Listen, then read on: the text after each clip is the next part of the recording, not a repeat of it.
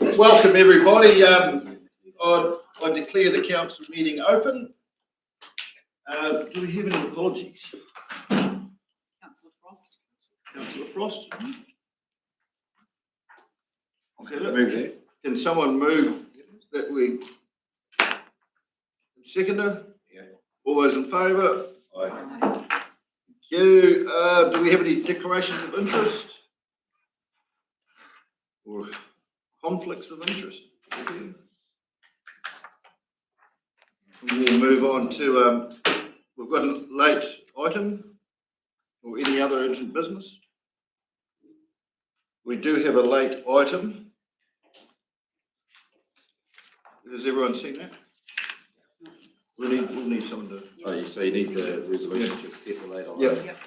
One, Your Worship. Do we have the mover? Bruce Graham, Councillor Graham, sorry, and Councillor Harrison. All those in favour? All those in favour? Aye. Against? Carried. Done. Right, today's opening karakia.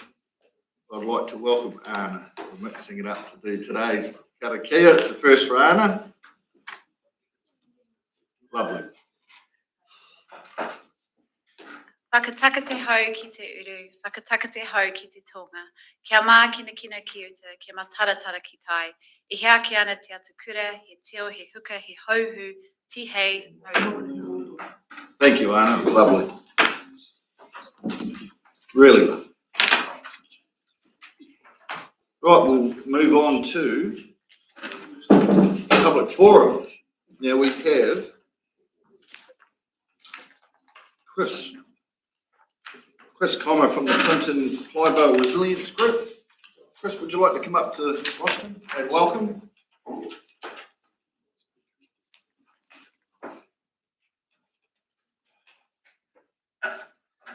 Good afternoon, Mayor and Councillors, and thank you for having me here today. I'm Chris Comer, speaking on behalf of the Clinton Clydevale Ward Community Resilience Group.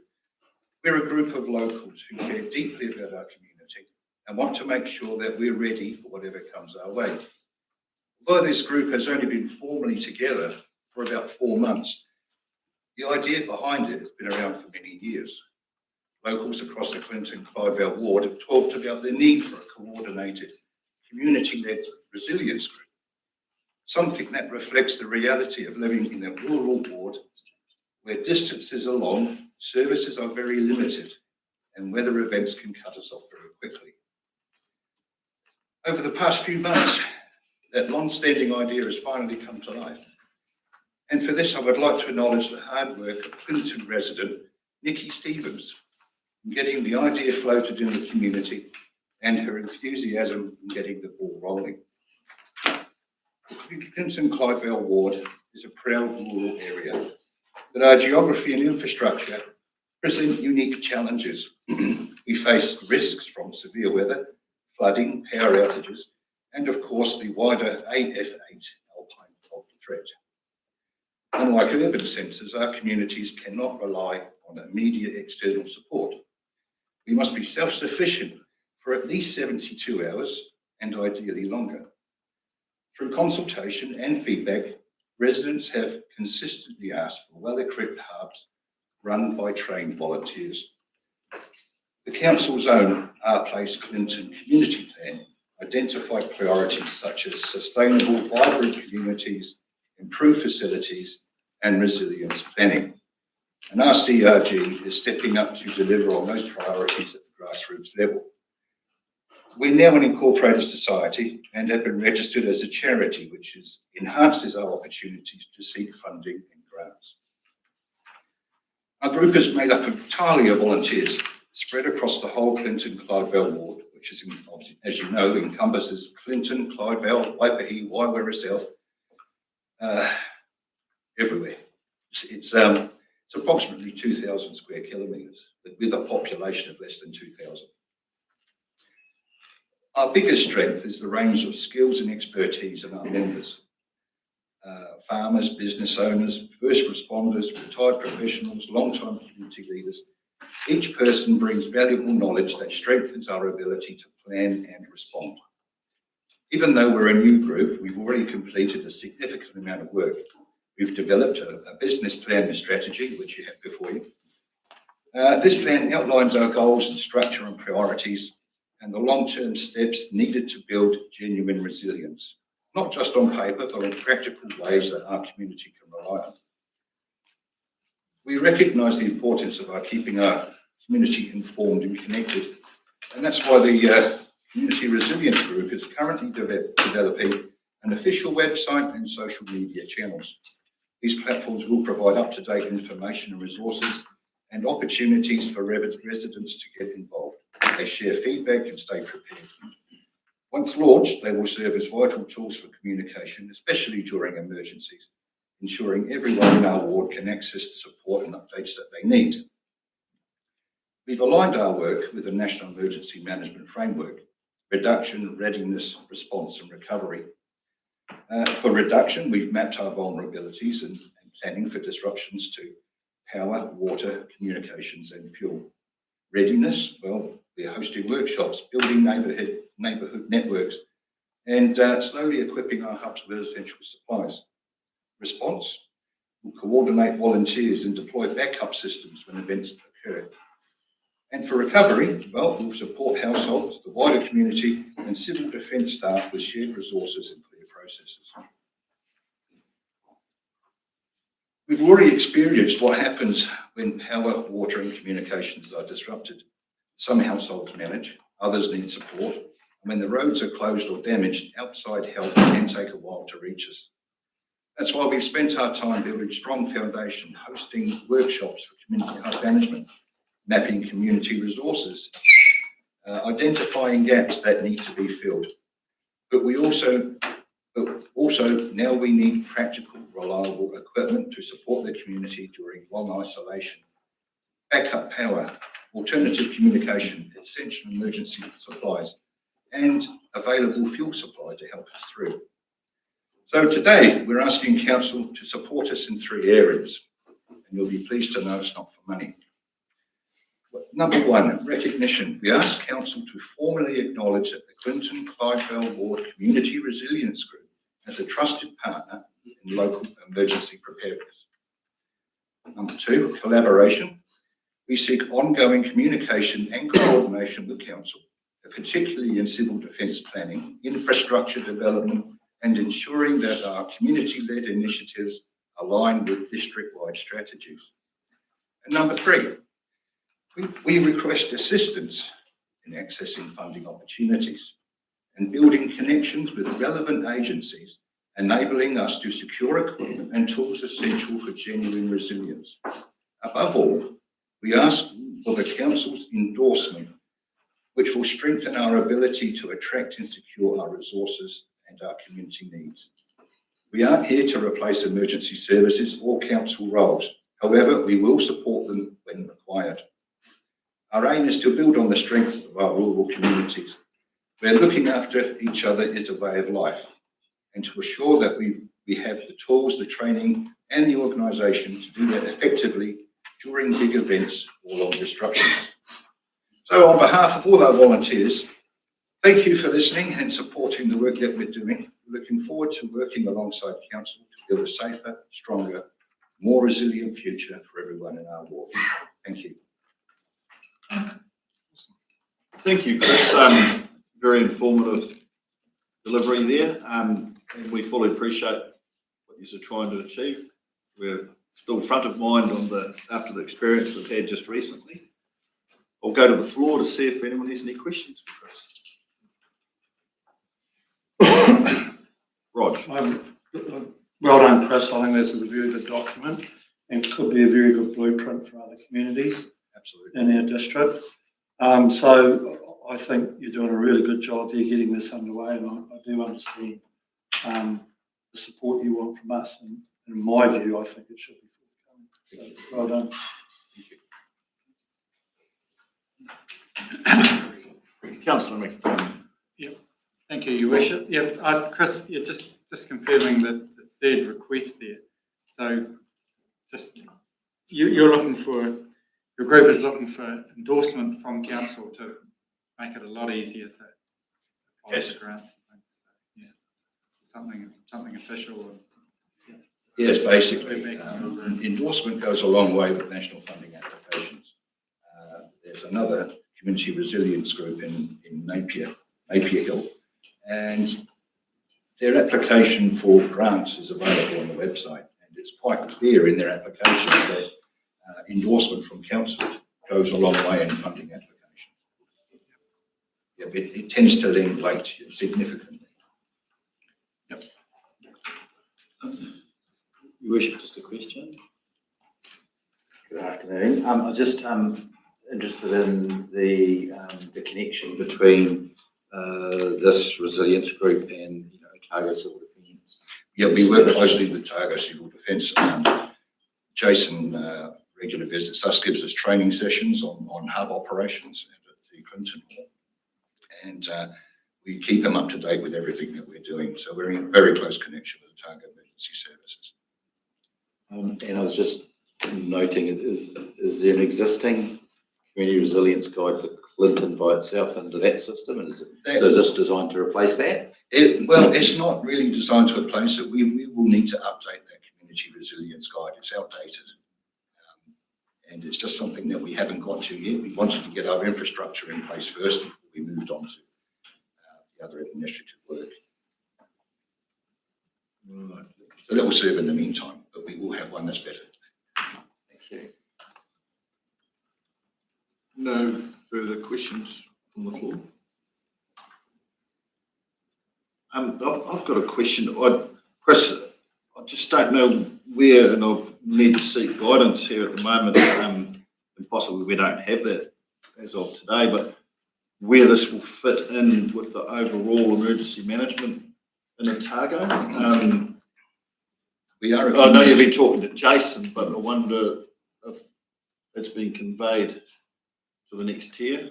I think it has. I had a call from a lady in Otago Emergency Management a couple of days ago, actually. So she's aware of what we're doing, and I think she's probably watching this right now. Right. Just to make it a bit clear for me, because like I say, it's front of mind at the moment. We've got in the recovery plan, we've got a lot going on, and we're seeking assistance via the DIA, which will incorporate the likes of the Clinton Tidewell ward, but we're actually focusing on trying to get a facilitator via the DIA to encompass West Otago ward, Lawrence Tuapeka ward, Catlins, Bruce, the whole lot. So I think this is actually part of a bigger conversation. Absolutely. And it's great that you've brought this to us, because it adds weight to the conversation that I'm having with the DIA at the moment. And as then the next part to it is, I don't know if the council can actually endorse. Well, I can't give you a decision today whether we can do that, because it's well, precedent has been set, as I say. Hawke's Bay have endorsed their application. Yes. Yeah. The mayor was up there, was quite happy to do that. Yeah, right. Because it was also backed by Hawke's Bay Emergency Services. Yes, and that's two in conjunction. Yeah. A lot of weight. So as part of the conversation with the wider Otago Emergency Management, I think conversations with them, yourselves, will help give us a path moving forward. But sorry, I can't give you a definite yes or a no today, but really love what you're doing for your community out there. Oh, we're more than happy to have further discussion. And we're quite open to it, and we welcome it. Oh, that'd be great. Much appreciated. We'll be in. So I was just thinking, Your Worship, I was looking through this. In terms of what you spoke to, you said you were looking for three things, for example, but I didn't see the specific what you're looking for. Your briefing was in here. Can we have your briefing? You want a copy of the briefing? Absolutely. Then it will allow us to put on record what you're actually asking council to do. Absolutely. Yeah, yes, lovely. And then we could look at it, because obviously it's public forum and decisions can't be made at public forum, but it gives us something that then becomes on record, and we can look at it and see what we need to do. Absolutely. Follow it up. Yep, I can get that for you in today. That'd be lovely. But in the meantime, thank you very much for taking your own time coming here and look after your community of interest out there. And please, I'll tell you now, dealing with the DIA, things aren't happening as quick as I'd like them to, so please be patient. I've had a fair bit of experience with government departments. I know what they're Lovely. I'm used to a different sort of a pace than they are. So. But once again, thank you so much for coming on. Thank you. Thank you.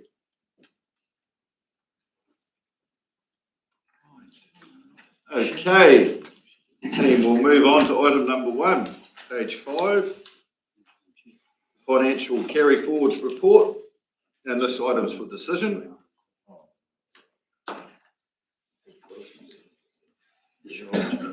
Raymar, welcome. Through your worship, good afternoon, everyone. I'm Raymar. Probably just a brief background on the carry forwards. These are funds from the previous financial year that has not been spent, and we wish to carry forward into this financial year in order for us to complete the project, whether it's in implementation, closing, or some projects that are in investigation phase. So I'll take that the report has been read, open to questions. Questions for Raymar, councillors?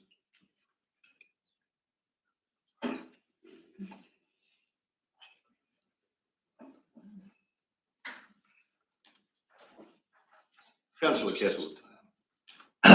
Just a wee question on page again, 29, I think it is, regarding our re-roof, Nash Court Community Housing roof renewal. Which page, sorry, councillor? 29. 29. Re-roofing of the 15 units. And I just see there's we've got 448,000. We're asking for the additional 265 to be brought forward. I was just wondering how that works out, how stuck we get. Council's current policy of self-funding from our rentals will not be a rating impact moving forward.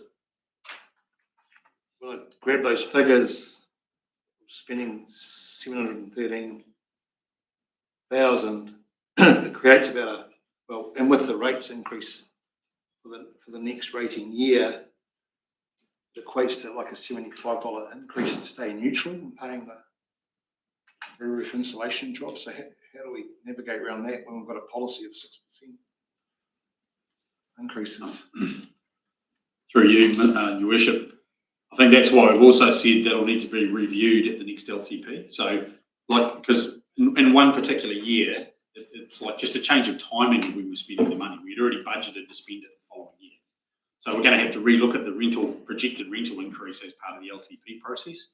So that'll be where it gets reset, and you're going to have to look at the work program and what that will mean for rentals as well. But in terms of this project, it's just changing the timing of what was budgeted from next year into this year, because we've got a contractor that willing to get stuck in and get it done, and we can get a whole lot of work done in one go, because we've had a really sharp tender price for it. But we can't fit it in with our regular renewal work within the current budget we have this year.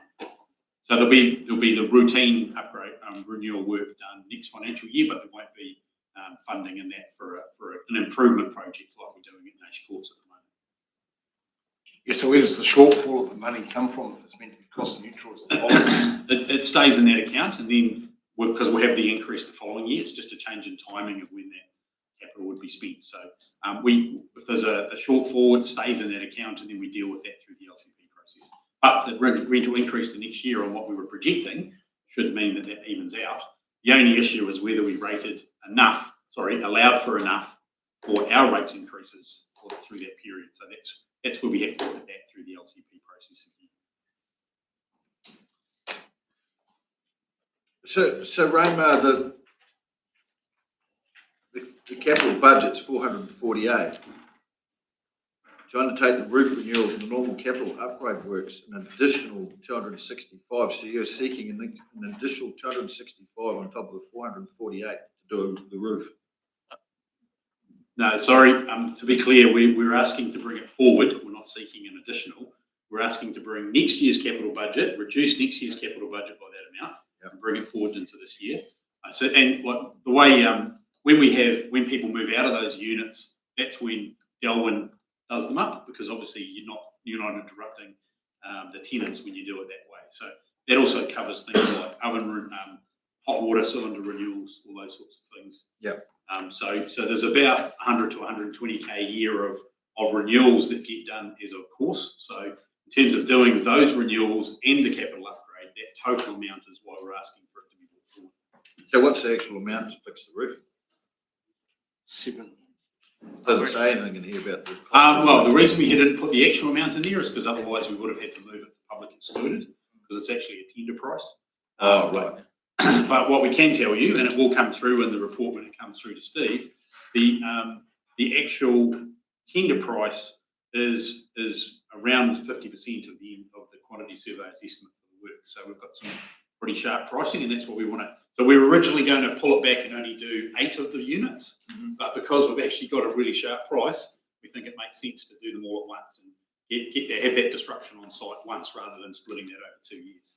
So is it just a re-roof and insulation? No, there's also spouting being changed from internal to external spouting. There's also some cladding repairs as well.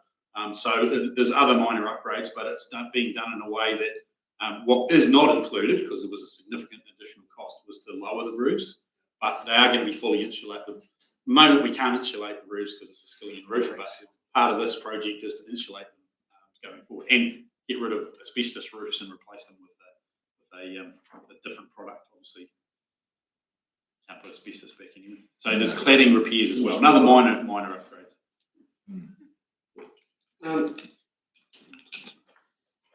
Councillor Crosby.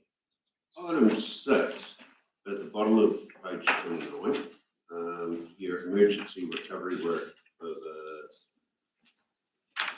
culvert and the slip in the Cheslands, you've got option 2 as your preferred option to come from deferred road and maintenance. I would have thought that it would have been better to leave that for road and maintenance and take it from your emergency works reserve fund, because it was created by an emergency, was it not? Like a weather event. Yeah, that's one for me. I think the concern, the emergency fund was set up from when we sold Surdale. There is significant concern that we haven't put any money into that, and when we actually do get a really big emergency, it's not going to be enough. Those are the two options. So it's council's choice. The deferred road and maintenance fund was really rating in advance for when we had our projects reduced. So it's been rated. It was rated from our roading rating area rather than for emergency. But absolutely council's choice where you want to fund it from. So taking it from that tools won't affect LTSA's funding going forward. It's not like you've taken it out of. No, that's our own internal reserve. Right. So council can apply that to roading how you want to. Yep. You could, if you wanted to, offset roading rates with that fund, but that then just becomes something that has to be funded later on. It's not a depreciation fund which is specifically for capital or anything. So that's referring to referring to council's portion of the money to fix the slip. So it's council's portion that we're looking at funding from there. Yeah. The 740. Yeah, NZTA have given us an extra 250,000 on top of our original budget for emergency repairs for that slip. Yep. So we'll come through with an extra 250,000 for that. We've had indicative pricing for repairing the slip, which is coming greater than that. So we may have to go back to NZTA again after we've had some serious pricing for a little bit more funding, but at this stage, yeah, NZTA are funding their portion. And just as a full team effort response here, I spoke with NZTA earlier today, and they're very open to providing us those additional funds when we can give them a defined value. Councillor Graham. Yeah, through you, Mr. Chair. Back to the community housing roof. And you say it's about half of what the engineers. In my experience, if it's cheap, it's for a reason. So you're quite confident that the tenderer can do the job to the standard required. Yeah, they've done a previous job and they did a great job on that one, didn't they, Raymond?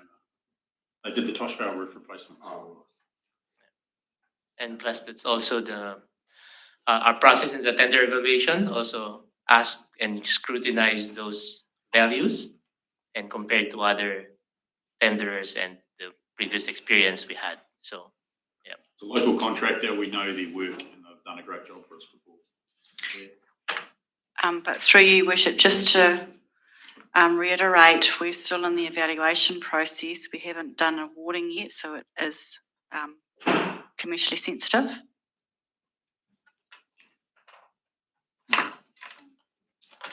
Any further questions for Raymond? No further questions for Raymond? Well, we have some recommendations there that we'll need to move. Is it? We can move, probably take 1, 2 and just one, will we? Or do you want to go? Just looking at it, I'd suggest you do number 1 just first because we tend to do that. Make it easy. So would anyone like to move that? happy to move. Second it? Yep. Roger. Are you approving or amending, approving them as they are or amending because it's approved / amends? It's just number 1. No, number 1. Oh, sorry, Category C, sorry. financial carry forward report. Sorry. Um, Can you hear myself? Do we need to vote? yes, you. Yep. So all those in favour? Aye. Against? Carried. And then, your worship, if you had a councillor that would go through 2, 3, 4, 5 with the correct changes around approved does not, and the A and B decision, and if they just went through that, then you could all do that as one. Otherwise, you might have to take it individually.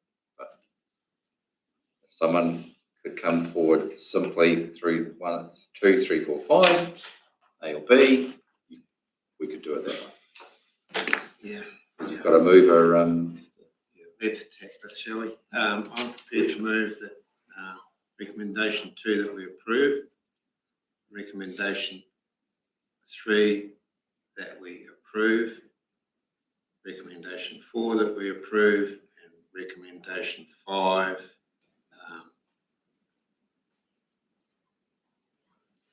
B.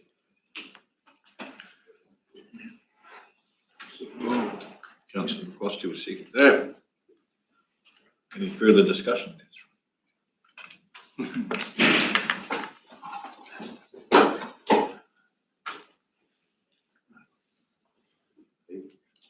No further discussion?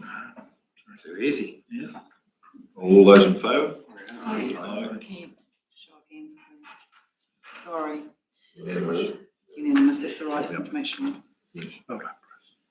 None against. No, yes. Very good. Right, we'll move on to item number 2 on page 32. It's this for decision also.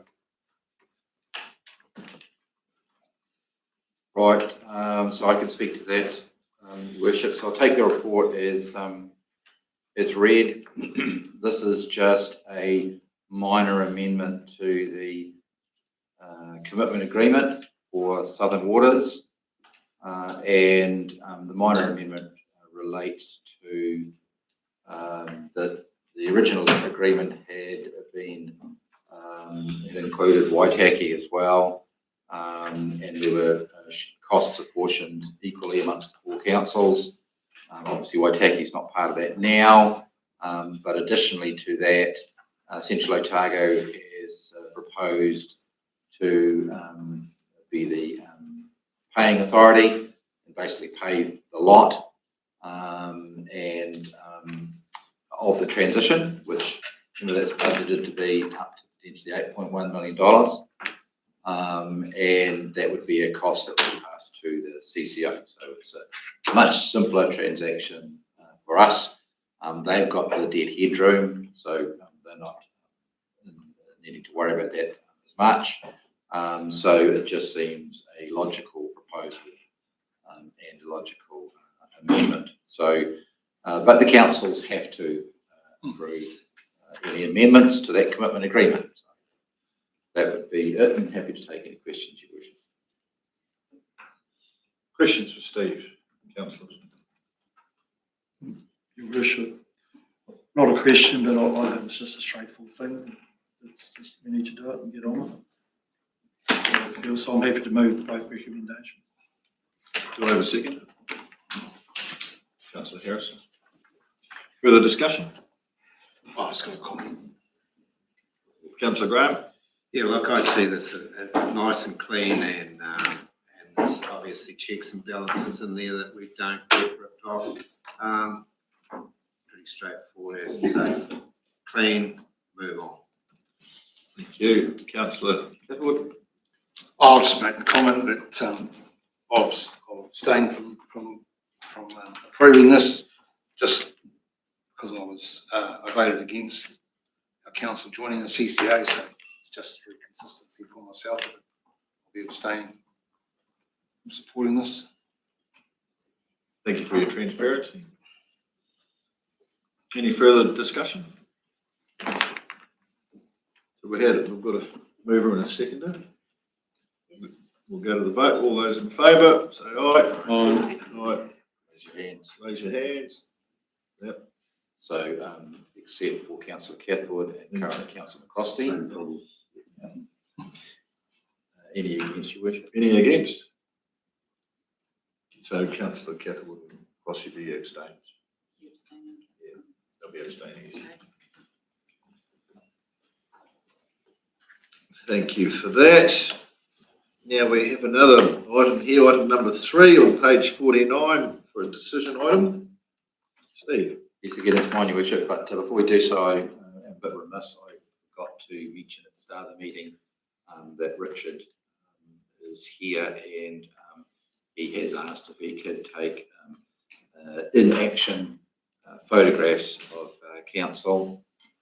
Do we have any objection to that? It has been done in the past, but we've always let council know that this is the case.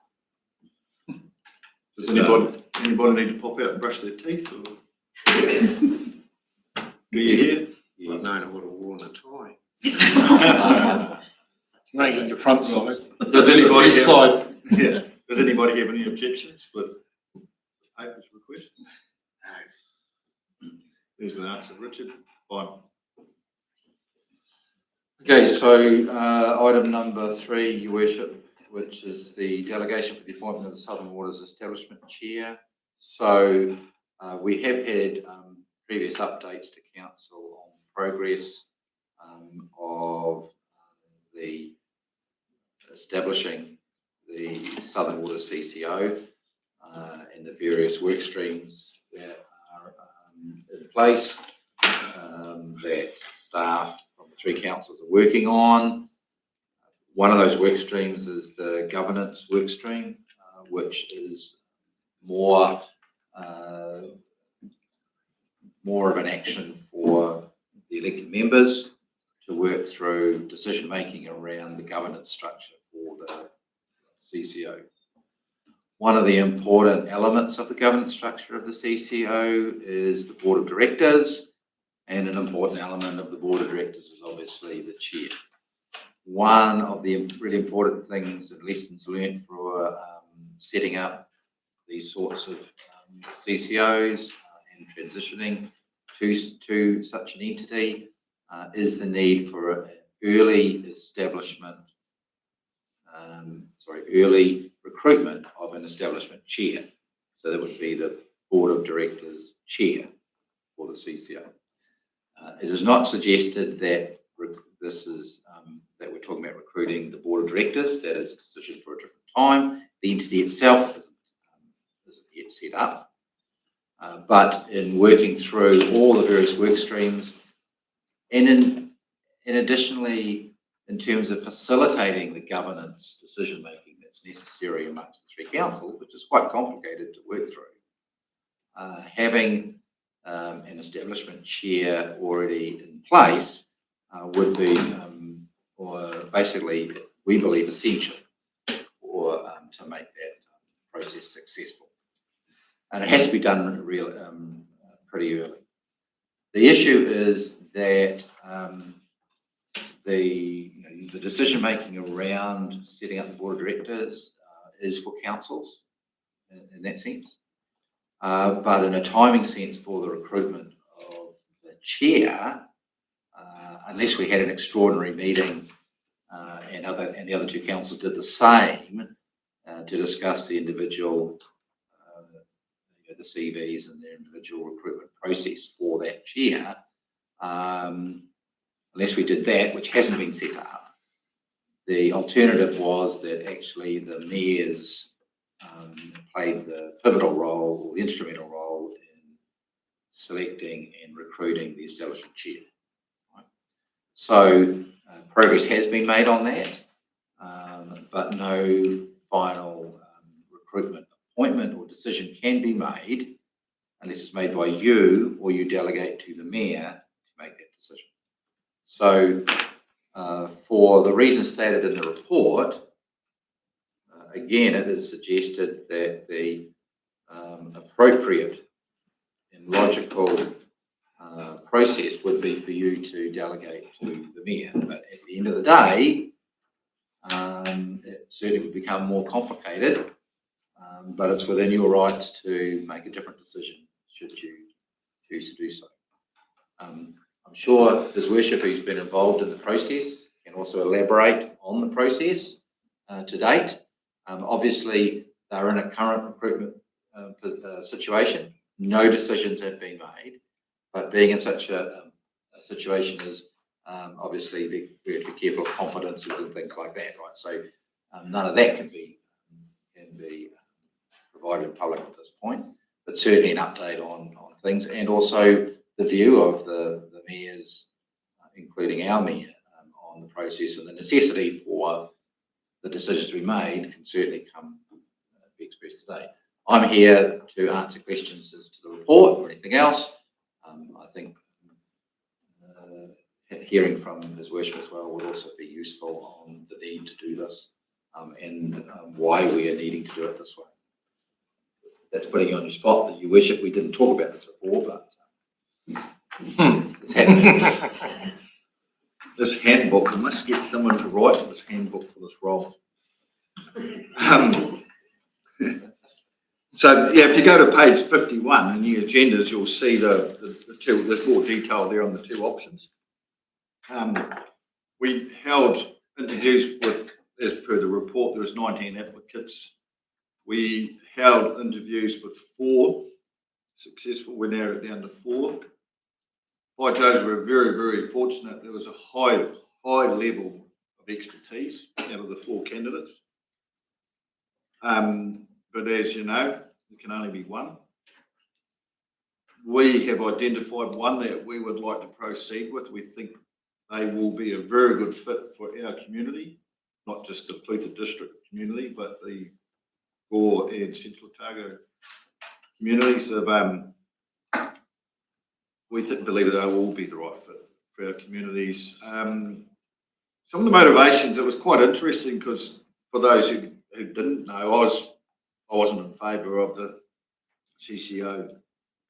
We went to vote either last year, or this year, whatever it was. But all 4 saw CCO, a combined CCO, as a really big challenge, and they were up for it. That's what really interested them, because it involved multiple communities and it was big, and there's nothing else like it in the South Island at the moment. So they saw it as a really good challenge, and it motivated them. So yes, apart from that, won't bore you. It was a very, very, very difficult process, but it can only be one, and we've got a preferred candidate. So Questions? Sorry, we should just before you start, sorry that we are looking like we're doing things and not listening or whatever, but we're just working at the moment that there is a Met Service severe thunderstorm warning.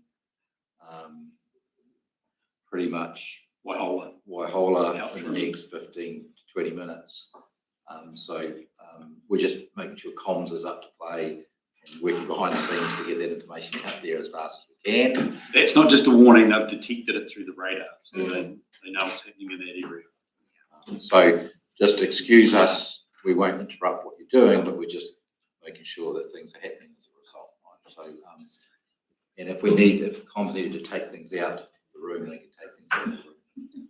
So sorry, that's just to let you know what's going on.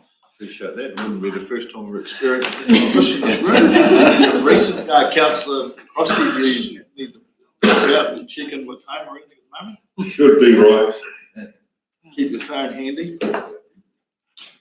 So, yes, back to the agenda, page 51, there's the two options there that we're to make a decision on. So we'll go back to recommendation 1. Question. Oh, sorry, yeah, Roger, you had a question. I just wanted to ask, when do you expect to announce the successful applicant? 19th, is it? This council is the first one Yeah. in terms of the 3 councils for this report. Yes. The others next week sometime. So again, you wouldn't make an announcement. You know, you've got to then make sure that there's an offer, a contract acceptance, and that I know that there would be an intention to try and wrap all that up before Christmas. Councillor McAtamney. Yeah, thank you, Your Worship. Yeah, in principle, I'm not too concerned with this. The only thing was actually in the actual job requirements was the term of appointment through until July 28, which actually will be a year after the new CCO has started. I'm assuming there was quite a bit of discussion on that because that means the new board doesn't have a chance to elect its chair until July 2028. Yes. So the board would be stood up sometime before July 27, and it may not be. This is based on experience with how these sort of entities have been set up in the past and what works and things like that. And it may not be the full board being set up anyway, as well. In that sense, there's an argument around the ideal is to stagger boards, so they're not all being replaced at the same time and things like that. So it's my understanding is that the board won't be. It's not intended to be set up in full through next year into July 27 potentially, or it could be staggered in between times. And so that's one aspect of it. And then secondly, it was felt that it was important that there was continuity through that, like it doesn't stop it on 1 July 27. There's a whole raft of things to be done. And so the intention is that the expertise gained and the experience given and gained through the transition process should carry through for at least that first year. That's my understanding of reasoning for that. Yeah, I can see pluses and minuses. Your Worship, through you, Steve. So this is just an establishment board, though, isn't it? Or is it? It's the establishment chair. Establishment chair. So one would expect after the establishment chair's term, they would probably exit the organisation, or they could offer themselves for election. Well, the point is that you will need to determine your governance rules for the entity, right? And those sorts of questions would be worked through. Yep. And I'm just saying that it has to be done pretty early next year, those rules. Yes. Okay. Yep. Your Worship, I'm happy to move both recommendations. I've just got a question here for Steve. I've just under three, the financial considerations, the $80,000 per annum, is that per council or is that per total? That's the chair's position. That's the chair's position. Because they're not regarded as full-time positions. But the program director, which is the other position that is being recruited for, is the one that's doing all the transition planning work and all the structural setup of the organisation, working with the CEs and the councils to set up the organisation. That's a full-time role. And so there's quite a difference between the remunerations in that sense. But this is market related, market comparable remuneration. So effectively, this person's working for the Central Otago District Council until the established entity is in place. The employment authority is Central Otago. Yeah. But the relationship is that they're responsible to reporting to the shareholder representative group when that's set up, and until that's set up, it's the 3 mayors. As said, I'm happy to move both recommendations. Can we do both? You can do both. Can do both. Do we have a move? Roger's moving that. Do we have a second? Michelle's seconding that. All those in favour, please raise your hand. All those against? So none against, your worship, Yeah, Julie, but General. Councillor Cathwood and Councillor Cross.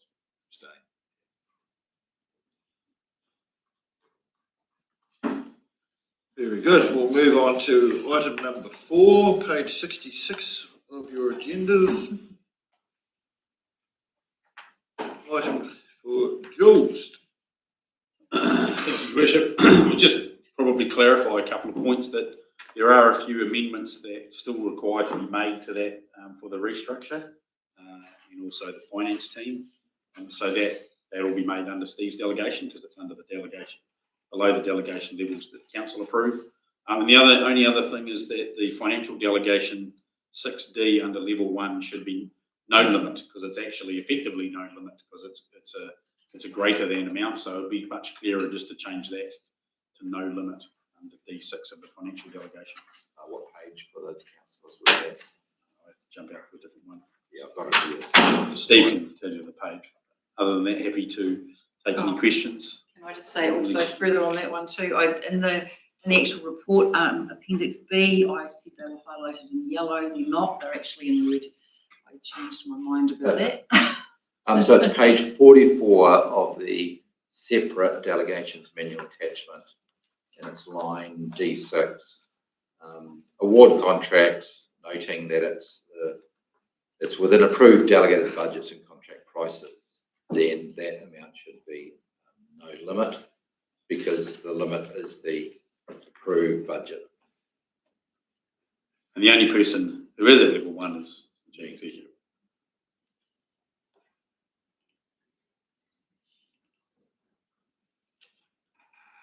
So other than that, happy to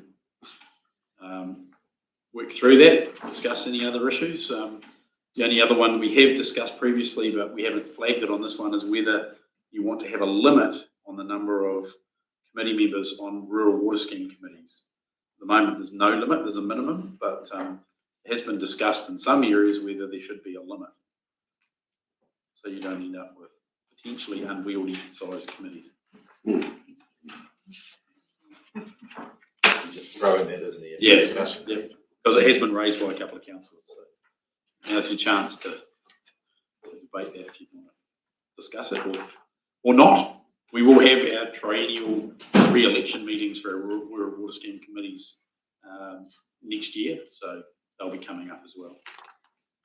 So you just need to also what page is that one that you're just throwing in there to refer to? There it is, page 26 of the attached delegations manual is the one pager on rural water scheme consumer committees. And it's item under constitution, it's minimum of 6. which I know in some previous committees we couldn't get 6 either, so we couldn't actually achieve that for one committee previously. So can I ask you, what's the maximum on the, what's the water scheme with the highest committee? At the I moment? think one of our schemes has 21 or 22 official committee members. So I think that it may well be appropriate Yeah. to reduce the number. I suppose the question would be, this hasn't been discussed with the committees, and whilst it's within your power to make a change, you'd be making an arbitrary change, not discussed. So the alternative is that actually we just instead suggest that this is a matter to be discussed by the committees, and for the first round of committee meetings, and then we'll schedule the council meeting after that. If there's to be a change, because you can always make a change to your delegation, so that would probably be more appropriate. I think, Jules. Yeah. So the only changes we're suggesting is, Julie just mentioned the red versus the yellow, that's fine. So the only physical change we're suggesting is that financial delegation around the contracts with no limit, or me only on that. So that was that G6. G6 currently it says greater than 400 anyway, but we're suggesting no limit because that's effectively what it is within approved budgets. Yeah, within approved delegated budgets. Yeah. So I can't authorise I can't sign a contract that's above budget. Yeah, outside the approved. Right.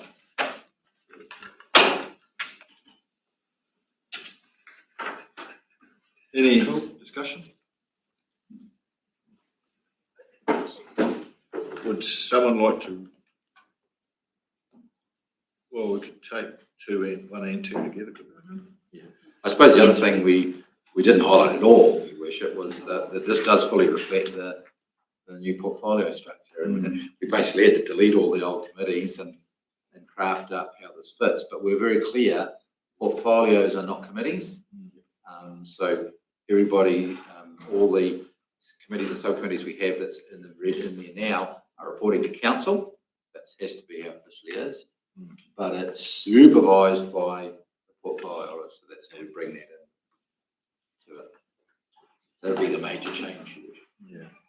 Happy to move 1 and 2. Just 1 and 2.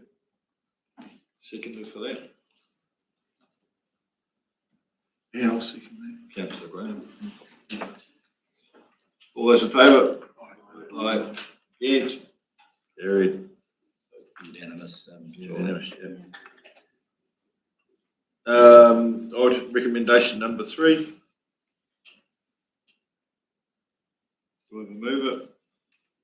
Councillor Graham. Seconder. Councillor McCrosty. All those in favour? Aye. Carried. And recommendation 4, move it. So moved. And seconded Councillor Graham.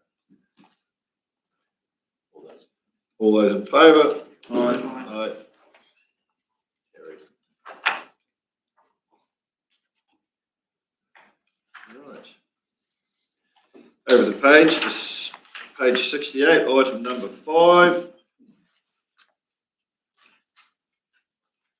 Actually, item number 5, was that for a decision? Yes, it's for council decision. Steve. 68. 68.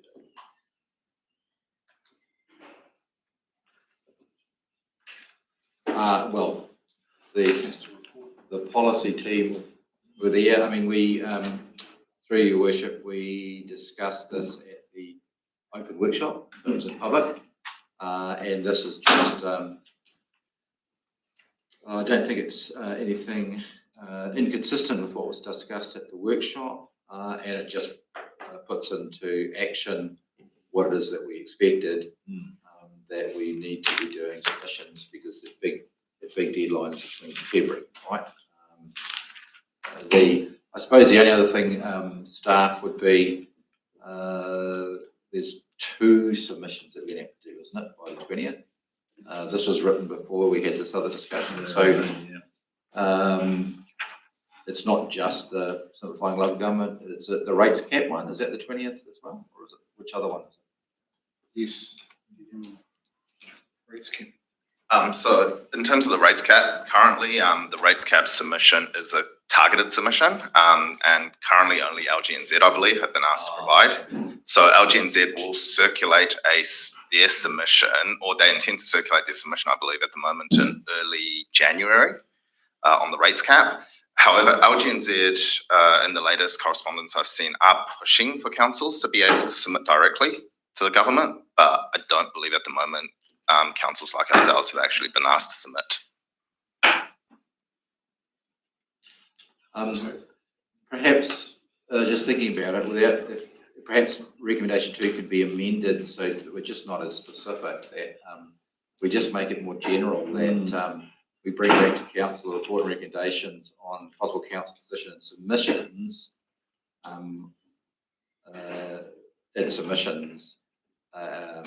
at its next meeting on the 4th of February. And it just might just give us the ability to submit on and bring back reports on whatever else we need to do without specifying something. Does that make sense, Julie? Just give us the scope around the 2. Or 3, which is running 4, whatever else is coming. Whatever else is coming down the chimney. Do we have any discussion on that? Right, just to comment that the rates capping one, it's open to anyone. It's open for ourselves if you want to. Oh, certainly, yeah. You pointed that out yesterday. Yeah.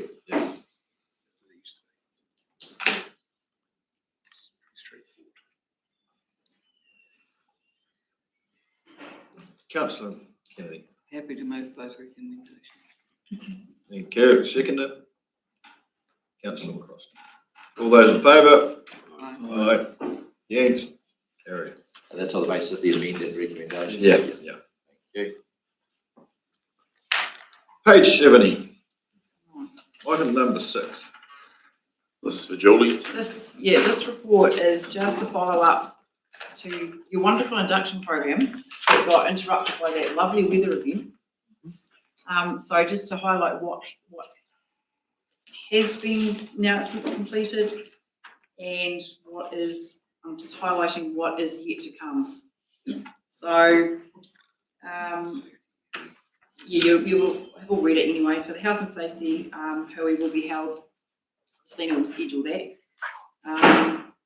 And we're waiting on a date to be confirmed from the Office of the Auditor General and Tamaki because they both want to present to the elected members. We're discussing district tours next year. We try to do this at the start of each triennium, and I know that for the existing councillors, you will have seen some of the projects, but we want to highlight what's happening around the district as much as anything, and it gives you a good chance to actually touch base with the community board members at West Otago and Lawrence Topeka, as well as the community library staff in those outlying areas too, so that they can put faces to names, and so can you when you're dealing with them, if you ever have to deal with them. We run cultural tours, and they've been very beneficial, and I've already got a waiting list of staff members that want to go on them as well. Very useful as well. So it's just really for your information to highlight that these are coming up. We haven't set the dates in stone yet, but once we know, you will know with plenty of warning. And sorry, Julie, you added in the voluntary tours. Oh yes, and there's voluntary, after talking with me and Martin, it was voluntary tours to places like local businesses like the Mayor highlighted. But for the Balclutha ward councillors in particular. When a new business opens, popping in to visit, say hello, make yourselves known. They want to show off their premises as well. I believe there's an invite extended to go to the Fonterra cheese factory at Stirling, so that's another one. Genome, some of the bigger, Yeah, I think if there are any areas within your patch that you want to arrange a tour so other councillors can come and see what's going on, we can arrange those too. We just thought those would be arranged outside the district tours. We'd be looking to look at infrastructure and those other key issues. As chair of our risk and assurance said, he said we really need to make sure we go and look at those key projects. So we'll make sure they're on the itinerary.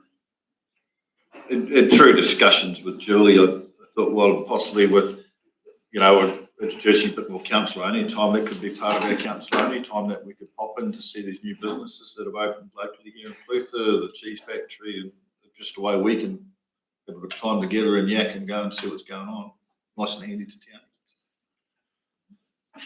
And if anyone wants some cultural tours, well, 5 o'clock, my shearer's quarters, you're more than welcome. Morning and night. Morning. I wouldn't suggest going there at night.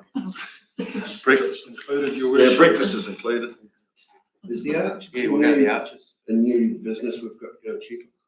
I think you'll struggle to get in before Christmas. So the recommendation is there that we've received the elected members' application induction update report. I'll move that.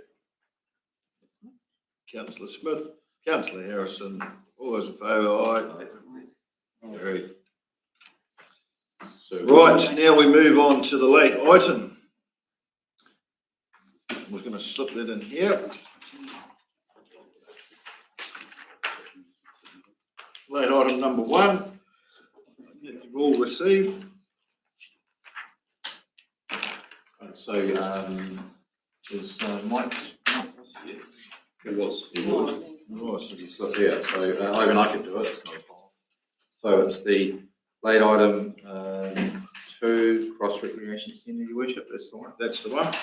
So we didn't write a lot in the report because you had the workshop session yesterday that was in public and the accompanying report for that, and you were asking questions about that.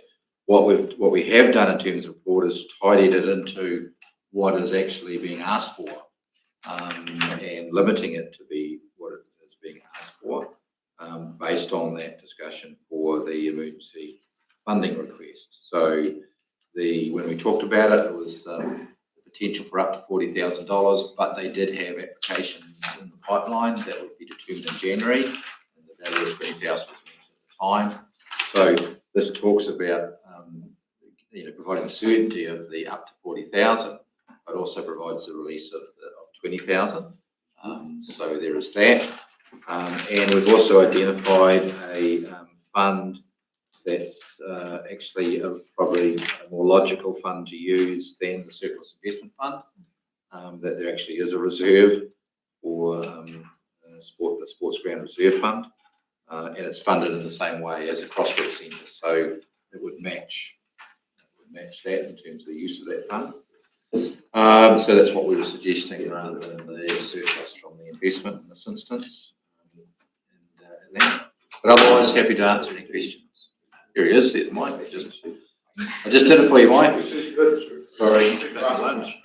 You can answer the questions if there's questions. So there you go, councillors, you've heard the report, we're into discussion.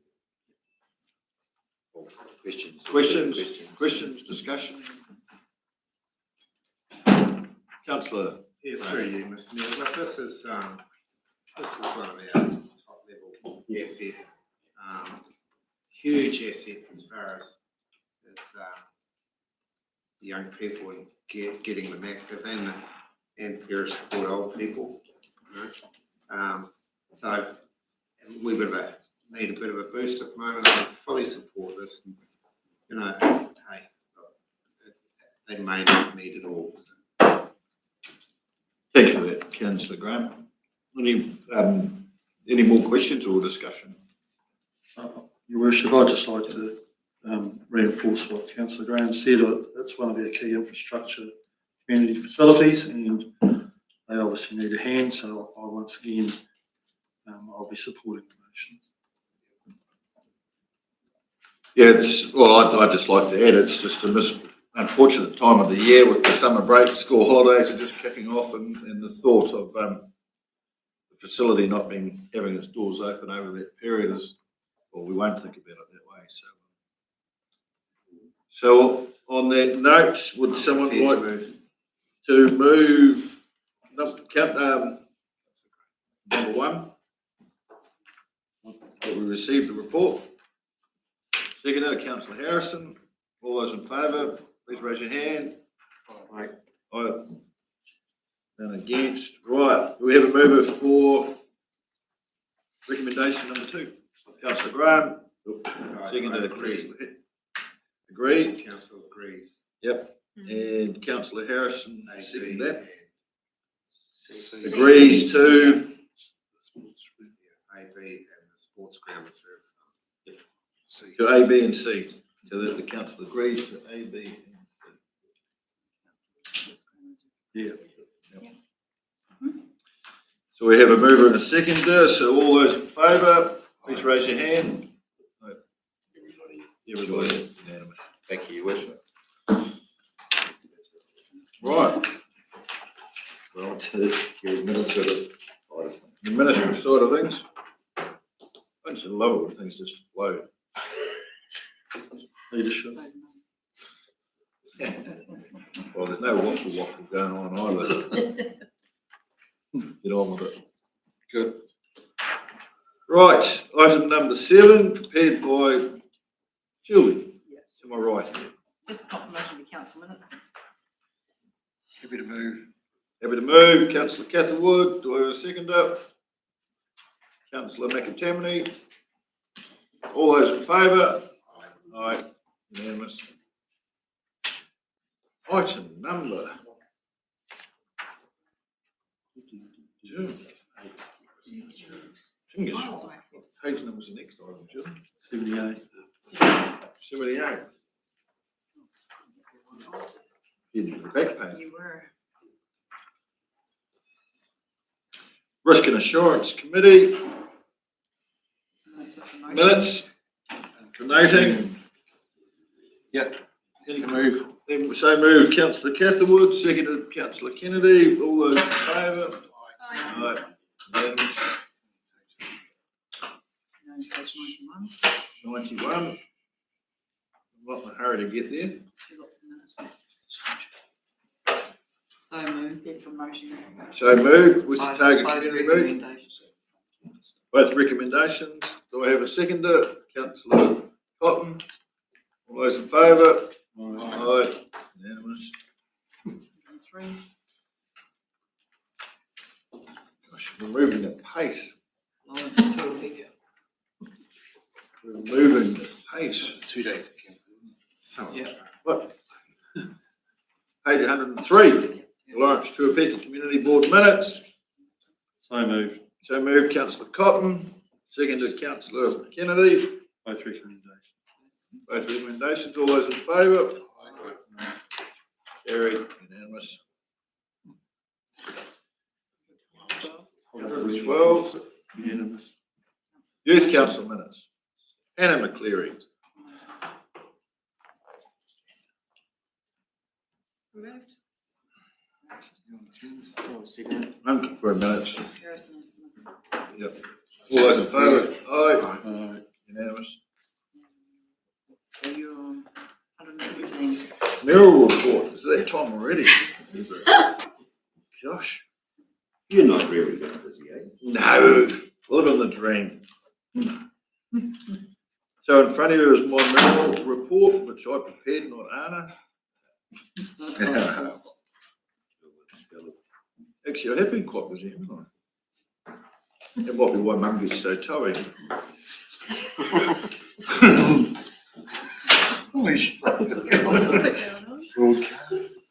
Well, recommendations there that received mayoral report. And then you go, no, you do go to table. Oh, yeah. We're doing my one though first, aren't we, before we go around the table? No, So then you do the recommendation. A lot of round people around the table. Right, we'll do around the table. We'll start off with Councillor McCrosty, please. Righty. Around stuff in the middle. Just call me Humpty, you workshop and meeting and council meeting. Well, I'm looking forward. Tory Mouth Amenities Society, Otago Corrections Facility. Since the storm, I've met with Janine Basquin and with Robbie Phillips from the Milton Fire Brigade on future emergency plans. Kim and I actually attended the Cactus Kids breakup from the high school. Awesome thing. They canoed the full length of Waihola, ran half the cycle track, biked down, and then that tug of war was a tractor. Kids, it's school prize giving the other night, which was a really, really good night. And then last night was Waihola Looking Forward's Christmas breakup and a quick meeting. And just a bit of a thought for a look around some of our businesses. Perhaps we could go and have a look at the future inland pool. Lovely. You mean paddocks? You mean paddocks? Well, you explain what was happening to it. And that's me. Thank you, Councillor McCrosty. Councillor Smith. Along with Bruce, we've met up with Mike Goldsmith a couple of times with their portfolio for community stuff. So that's going quite well. We're understanding before Mike brings some stuff to the table. Shot down to the Telford markets, with the flag there. Cross recreation meeting, Clutha Foundation Trust. So I've caught up with Alison, the secretary there, a couple of times just to see what the trust's all about. Then we had our first meeting on Tuesday night, one of those nights, followed by up to the Rosebank Lodge to meet all the donors of that trust.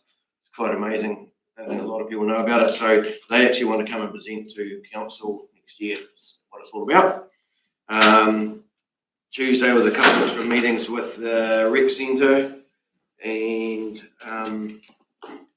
yeah, that's pretty much just yesterday and today.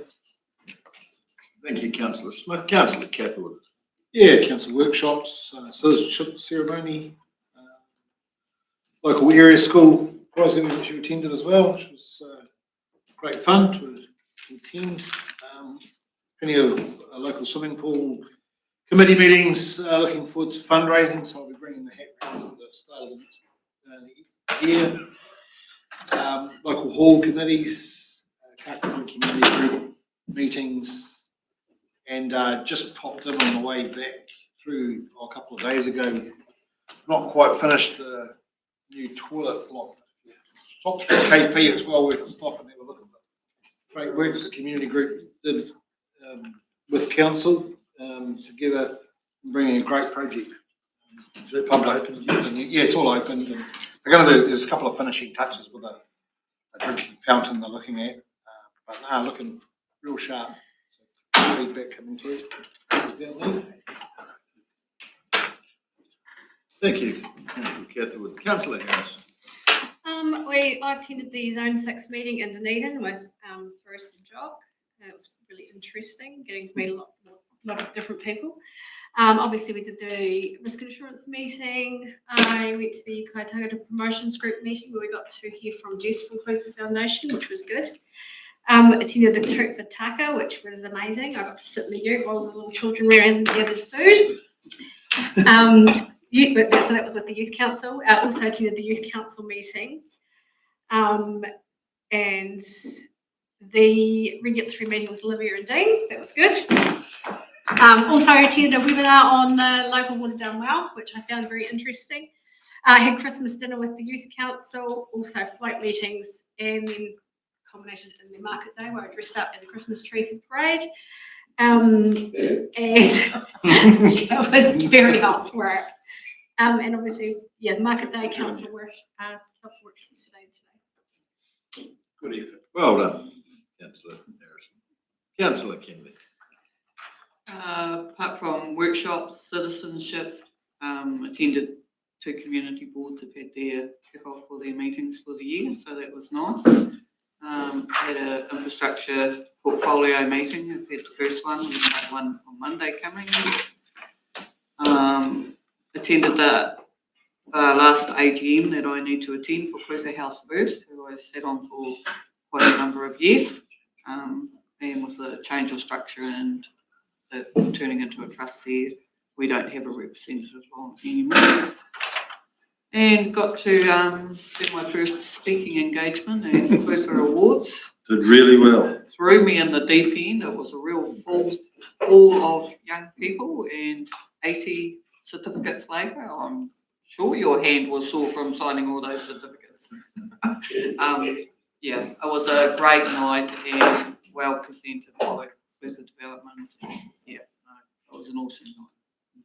Well done, Councillor Kennedy. And I've had comments this morning from some ratepayers that it was so lovely to see a deputy mayor actually in the Clutha Leader. They haven't seen that for years. So deputy mayor and a female one at that. So well done, Councillor Kennedy. You're hitting the highlights.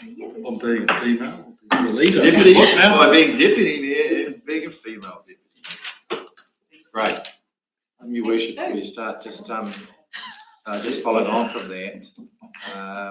There was some really, the keynote speaker was really good, but our deputy mayor, there was a lot of comments. Her speech was very well received. Very well done. So that came from a lot of people. Lovely. That's what we like to hear.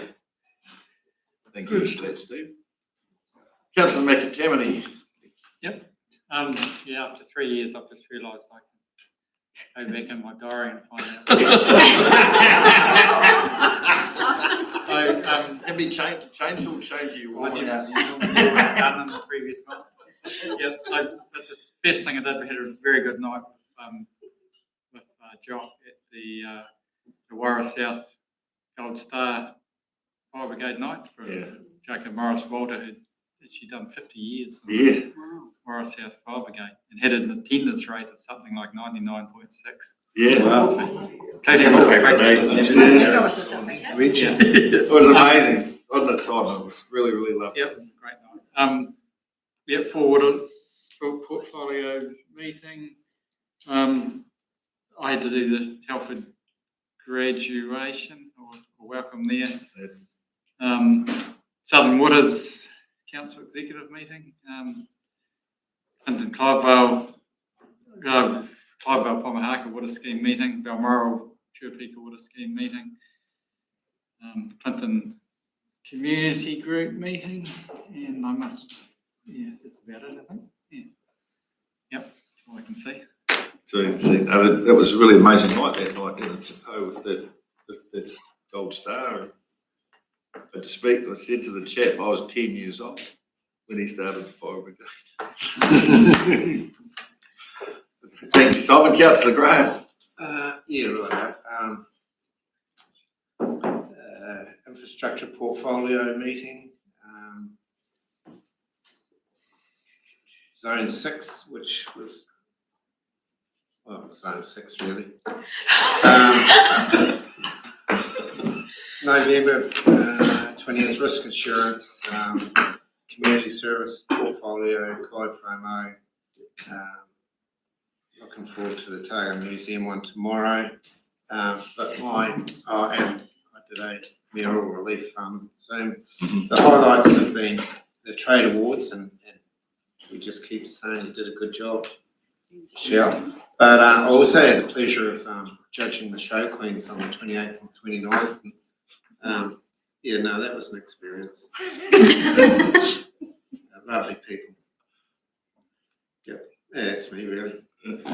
Well, a bit to what Bruce said though, Mr. McGill. I know some of you had quite mixed thoughts, but Councillor Graham did an outstanding job at the show queens, and one of them, the very last one, man, I was crying with laughter, like, geez, she was a hard thing, like, you had a tough job, eh? Like, man, those kids were a crack up. It was great.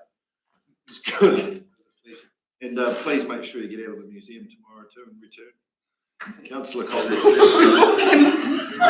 Keep me as an exhibit. That's right. I'm with the dinosaurs. Councillor Cotton changing my way. Okay, so I attended a couple of Lawrence Tuapeka Community Boards meetings in risk and insurance and then the citizen ceremony. We had a portfolio meeting with Linda and Rita. Then the Mayor and I went to Topeka Health and met management and the board and had a tour of the hospital. Attended the Clutha Training Awards function and just reiterate all the comments about that, especially about Michelle and the speaker. It was outstanding. Southern Waters Executive Group meeting, Lawrence Heritage Trust meeting, Lawrence Chinese Camp meeting, Clutha Development meeting, which was really cool. Some really good young people there. A real eye-opener for me. They do a hell of a lot more than what I thought they ever did.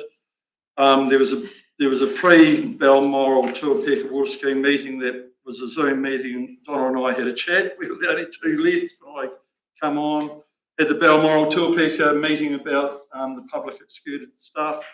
Waipori Goldfields Trust meeting, Merrill Fund meeting, Lawrence Area School Prize giving, Council Workshop Council meeting today. Going forward, Southern Waters meeting on Friday, Century Farms on Monday, Civil Defence debriefing Lawrence on Tuesday, Spark on Wednesday, and either the 22nd or 23rd I'm going to Cromwell with the Community Board Chair to do investigation work about the entrance to Gables Cup. You have Christmas Day off. That's my lot. Thank you, Roger. Councillor Cotton. We got to just poke in with a good enough update. What's going on? Everything's still all right there. Haven't heard back from any reports, but we did notify the community library and also our customer service staff. It has been noted that there's some around Roxburgh, so whether that moves across, it might get over into Lawrence as well, so we'll just monitor that. We'll move on to item number 13, page 120. Oh, right, received the round the table reports. So moved. And me. So moved. Right, and seconded by Councillor Crosty. All those in favour? Aye. Carried. Page 120. Yes, Your Worship, just take the report as read. I'm happy to answer any questions.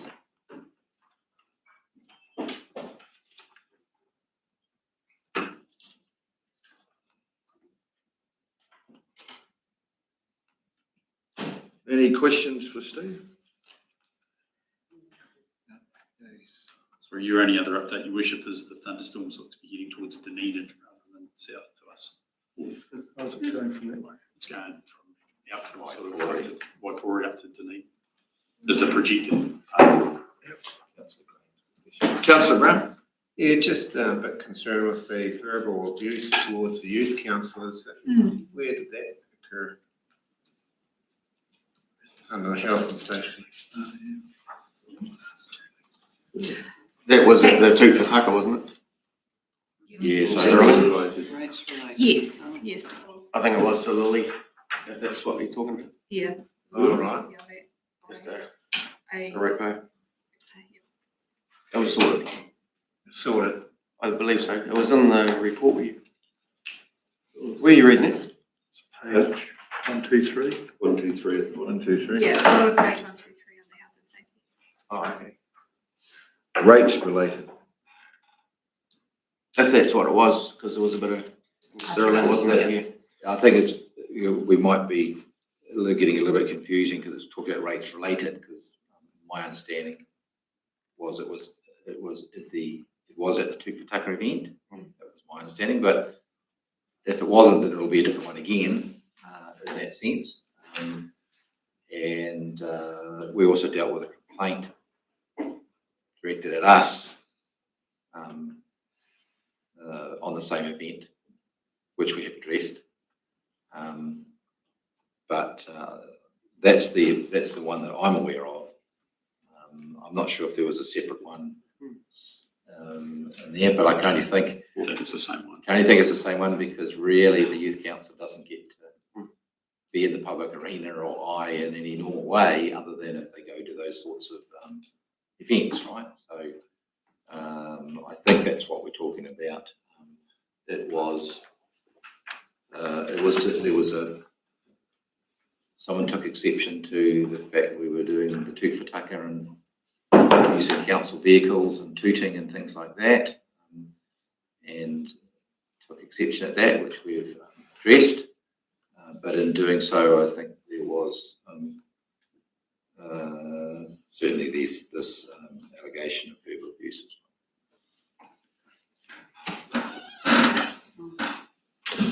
Concerning. I've got a question, Steve. Don't be too embarrassed to have our weekly catch-ups in your report either. I don't see you've got the notice that we do catch-up weekly. You haven't moved your place yet. And I see 4.2. You're not working yet. 4.2 staff resignations. There's nil, which is a great thing. So they're all hanging around to see what's next.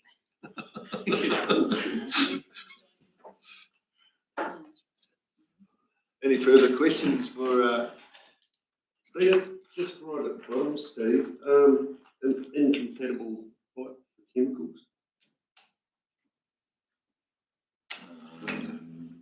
Under health and safety. Usually it'll be in something with the three waters, isn't it? There was a high event relating to a health and safety event. Incompatible pipe for chemicals. Oh, we're using the wrong type. We should be using stainless and we're just using steel. That's an age pipe. So we're getting it replaced. Thank you. That 3.1 where we've come in under the budget, that's pretty good current.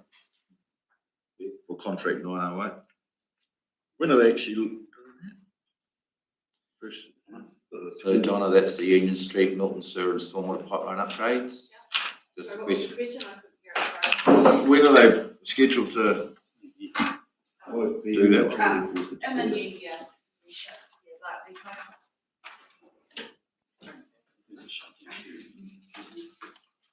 Through you, Worship, there's no point in contractors establishing this time of year so close to Christmas, so they'll be establishing in the new year. I think from memory it's around February, but I can confirm that for you. Great news. No further questions, Steve? Move that. We'll move that. Michelle, seconder. Councillor Keppel. All those in favour? Aye. Yeah. Right, item number 14. Page 124.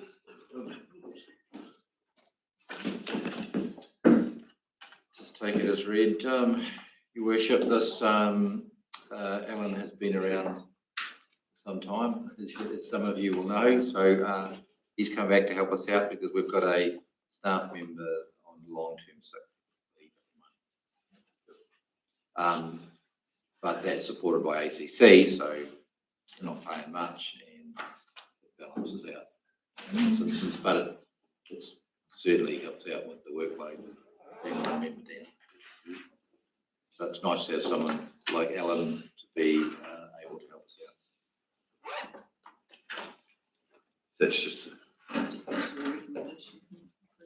Oh, so we need to. Happy to move. Happy to move. Councillor Graham. Councillor Cotton. All those in favour? Aye. Carried. Thank you. Reasons to move here. Item number 15, page 125. Mover and a seconder to move into public excluded. Harrison and Kennedy. All those in favour?